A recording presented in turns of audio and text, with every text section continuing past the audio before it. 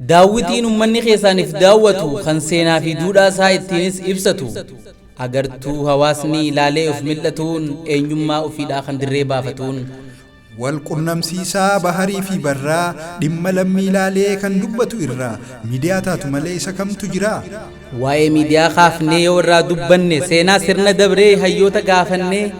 tuffii gabroonfataan nuuf qabu hubannee isin yaadachiisuuf xiqqoo barreeffanne gaafa gabroonfataan mootummaa cunqursaa afaan oromoodhaa raadiyoona cabsa je'ee nuukkaamsuuf dabarfate dhaamsa hayyoonni oromoo kan biyyambaa keessaa Dr. Muhammad Rashad Khaka Abubakar Musa wareegama qaalin sarra qilleensaa miidiyaa biyya ollaa kan Maqdishoo keessaa afaan oromootiin nuuf banan tamsaasa yeroo gabaabduudhaaf gaafas carraan tolee diinni aaree lolee garayyuu nutti duule qareeyyiilee meeqa kitifee mogolee dhiigni hayyoota sanii goottan meeqa dhalee hawaasa dammeessee fiite hecilee gaafa sabni oromoo abdiidhas horatee afaan isaa reediyoof akka tolu hubatee naashinaal bitatee banee dhaggeeffate galata rabbiiti dukkan dhaltuu kalee lubbuu gootaa saaqee nu garsiise hulee arra oromoonni gammadee kamalee daawwitii isaan kaayan keessatti filaale xurree dhabsuun bahuun kunoo ar'aan hele jeeti hawaasni hamuunee bololee buura isaan kaayan deeggaree dabaale dammaqee ummanni gabroobsa fincilee murannoodhaan ka'ee diddaaroo lolee wareegamni qaaliin goottan jaallan kalee arra OMN'dhaan gumaan isaanii gale qareeyyiin ulfaa'ee hawaasan foolatee hayyuu sabaaf yaaduun dhugaan ciniinfatee ji'a bitootessaa minisoota dhalatee dagaagee guddatee laga tankaarfate maadhee hedduu horatee hidda jabeeffatee madaala isaa eegee dhugaadhaan hojjetee addunyaa irratti fudhatama argatee istuudiyoo lammaffaa kaayirootti banatee Awustiraaliyaaf Awurooppas damee gad dhaabbate cunqurfamaaf tumsee karaa adda addaan shoora olaanaa taphatee bahate isaa qooda imala itti fufee qabsoo jabduu booda handhura finfinneetti gad dhaabbate hidda miidiyaa neetworkii hayyoonni magarse qaroomaan ijaaree dameesaa bal'ise mee xiqqoo dubbanna bu'aa inni buuse oromoof oromiyaa awwaalaa ol baasee hawaasa addunyaa hundaan wal barsiisee lammii wal habaabde ijaan wal garsiisee qilleensa oromiyaa guutuu bilisoomse saba waan fiidhabee hiree ofii gaddu afaan isaa ukkaanfamee ture yeroo hedduu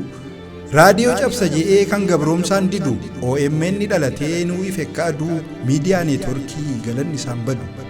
OJE owwaate ona mara dhaqqaba miidiyaa hawaasaa kan ta'e walabaa neetworkii ummataa isa cimaaf jaba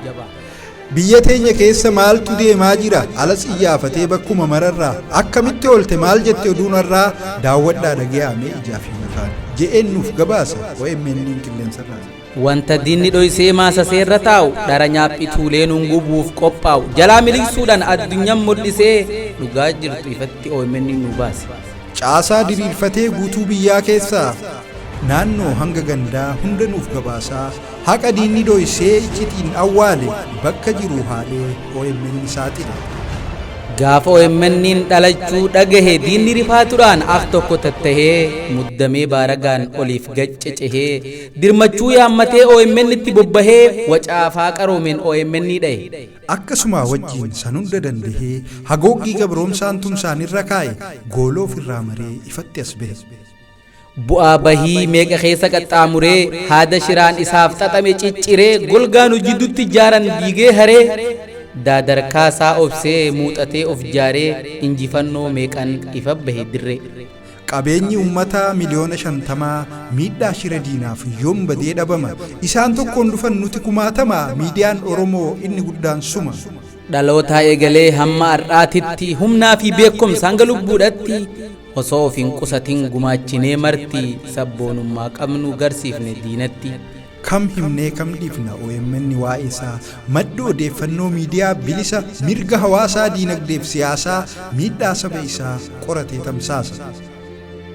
miidiyaalee keenya kanneen isa duraa siyaasaa qabsootiif markabaaf baabura haala qabsoo wajjiin bu'aa bahii maraa ciniinnatee obsee biyya ollaatirraa jarman barliinii fi maqdishoof eertiraa sabaaf falmaa turan durii hanga har'aa caasaa tamsaasa isaa fooyyessee durirra kaayyoo isaanii fuudhee addunyaa mararraa miidiyaa neetworkiin galmaan gahaa jira yoo laalle umriif guddina isaarraa hundeeffamni isaa waggaa xiqqoo dura duyda bal'inaa fi hundaaf yaaddu irraa afaanota biraas nuuf dabarsaa jira.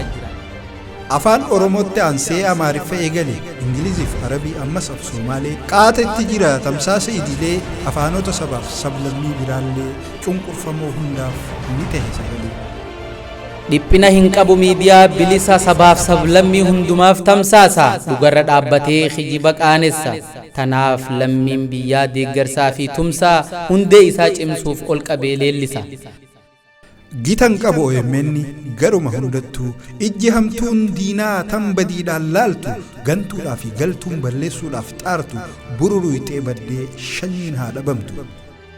Miidiyaa keenya yaa abbaa galataa hunda godaa baastee qilleensarra oolchita isa duraan badis kanarraa barsiifta akkam banne eeydee dhalootaaf hambifta eenyummaa ofii namuu si keessaa argata tanaaf nu biraa argatte galataa tanaaf lammii keerraa argatte galata. Maddii kee dhaabbannee si kunin sinaa beeki kan shiraa of dhibe hin qabaatin shakkii lammiin si tikfata Oromiyaa miidiyaa neetworkii. Kanaafuu saba koo mee akkan daganne waan dur hin qabne qabsoodhaan arganne hawaasa addunyaa hundaan wal qixxaanne.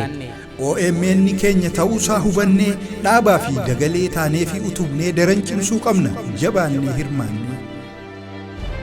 Yaadachiisa qabna hubadhaa sirritti OMN miidiyaa saba Oromooti gaggeessaa akeekaa dhaaba tokkootii miti abdiin OMN tokkummaa sabaati.